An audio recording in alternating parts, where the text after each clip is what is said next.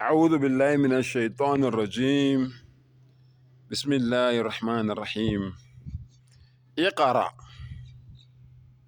وقال تعالى: أفلا تعقلون.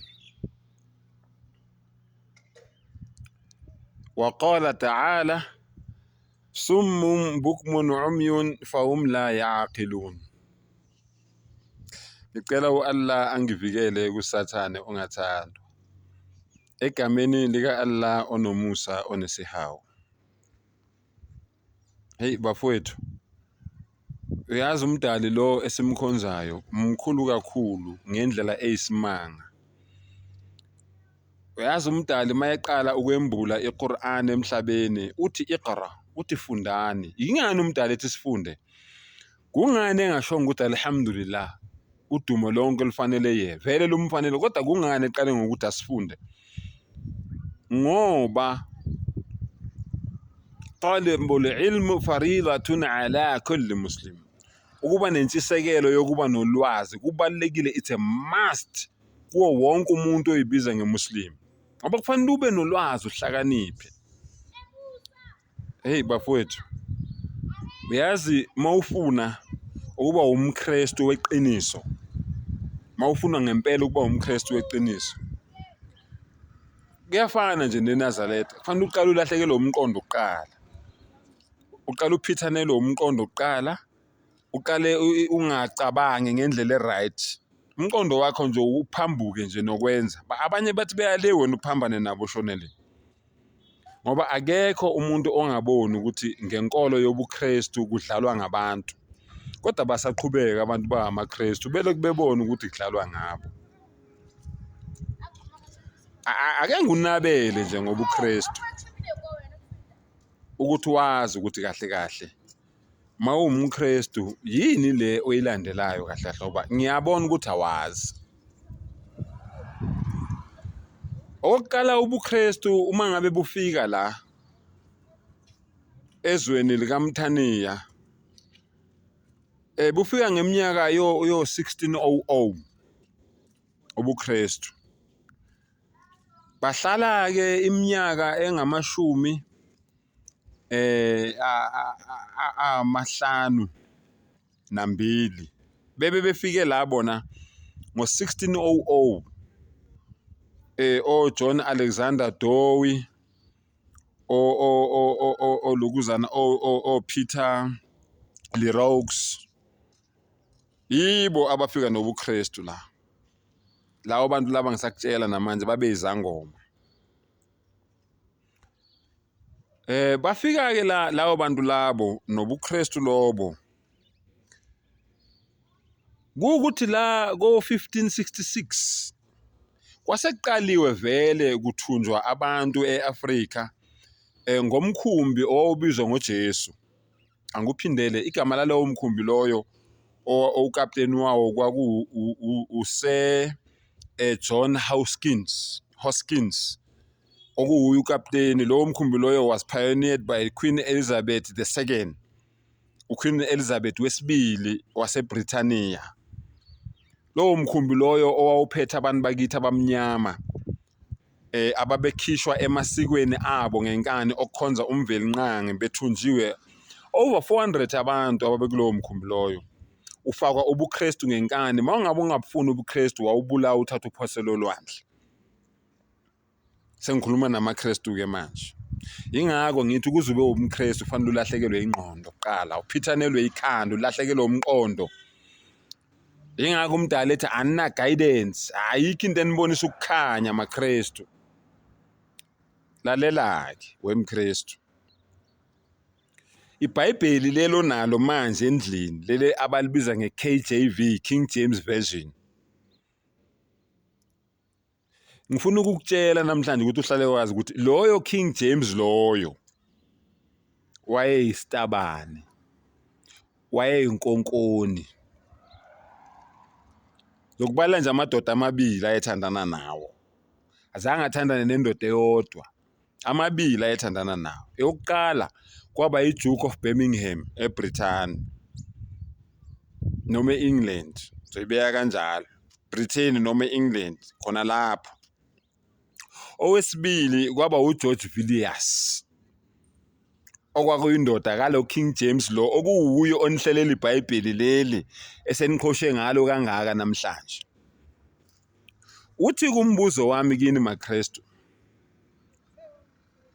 uma ngempela njengoba nginitshela mina ngokomlando ngiyayenza research mina ngiyalenza ucwaningo ukuthi lo muntu lo owanihlelela leli Bhayibheli leli nilifunda eligcwele imizi yenu nonke wayesitabane wayeyinkonkone ethandana namadoda amaningi kodwa nginicountele nje amabili nginibalele nje amabili kuphela. Kume kanjani ke ngenkolo yenu? Uzohlulwa yini ukuthi njengoba yena eyinkonkone nana nilethele uNkulunkulu oyinkonkone? Yini ezomhlula?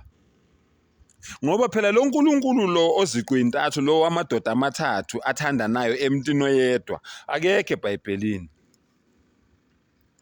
Ungalifunda kusuka kuGenesis uyovala ngesambulo, angeke umthole uNkulunkulu oziqwintathu eBhayibhelini.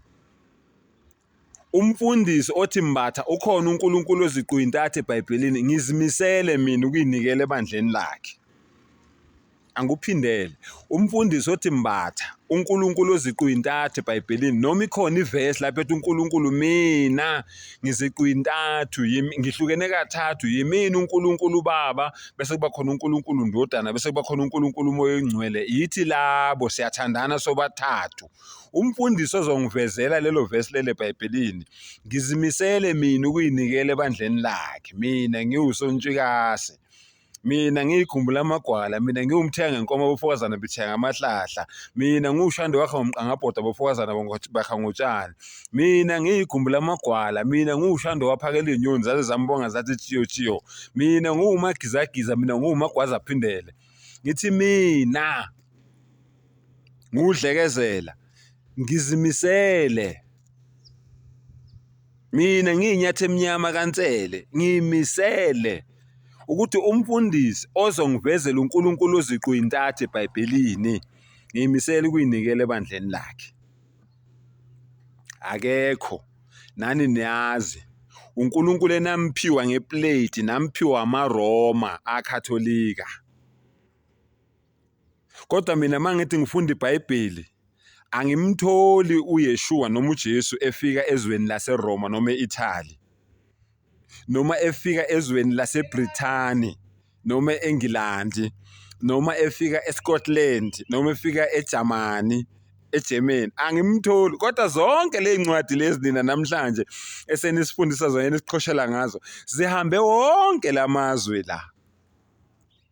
Awu kodwa maKristu akithi kodwa yini ningalaleli bafowethu? Siyazama ukuninceda mana ake niphenduke. Ingakho ke sinitshela singananazi ukuthi ubuKristu inkolo kaSathane ngoba ubuKristu buqalwe abantu abama Illuminati, abantu abama Satanist, abantu abayikhonzi zikaSathane. Mawuya eRome eItaly kunendawo abayibiza ngeVatican. iVatican kulapho ke yonke lobu Sathane lobu enikholelwa kubo namhlanje basungulwa khona bulethwa la kini. Nafika nina nakhishwa kumveli nqangi uNkulunkulu wenu, uNkulunkulu wokhokho benu, nakhishwa kuye kwathiwa yekelani ukukhonza la, khonzani nanguNkulunkulu esinilethele yena. Yingakho namhlanje emhlabeni kubole kunje. Yingakho namhlanje nibona abafundisi benza zonke lento lezi zokubola enizibonayo bezenza. Bayabulala abafundisi, bayathwala abafundisi, bayadlwengula abafundisi. Ayikho into abafundisi abangayenzi egameni likaJesu. Ake ngibuze wemaKristu, umuntu onjani omkhulu kangaka kodwa akanamlando? Ngoba thina phela masifika le ezweni lako-Israyeli masibuza ngalomuntu akaziwa lo Jesu wenu nina enikhuluma ngaye. Masifika thina sibuza akwaziwa inhlobo siyamangalelwa nje ukuthi yini lesikhuluma ngayo. Masikhuluma thina ngoJesu. Ko-Israyeli kwaziwa uYeshua, kwaziwa uIsa, kwaziwa uEsu, kwaziwa elokuzeni Latin American, kwaziwa olokuzana kwisGreek kwaziwa oLessus. manje lo Jesu wenu Jiso waruna uYesu wenu yo Jesus ele Jesus uqhamuka kuphi ubani lo muntu lo ngoba akatholakala emlandweni lo umuntu omkhulu kangaka okhonza umhlaba wonke kodwa emlandweni akekho hayi bo wemaKristu ake nivuleni ingqondo phela ake nivuleni ingqondo phela lisho njalo phela lithi funda kusho lona John 8:32 niyakulazi iqiniso bese liyanikhulula kanti nina niyokhululeka nini emakhamandeleni kaSathane niyomkhonza uSathane egameni lika Jesu maKristu kuyoze kube nini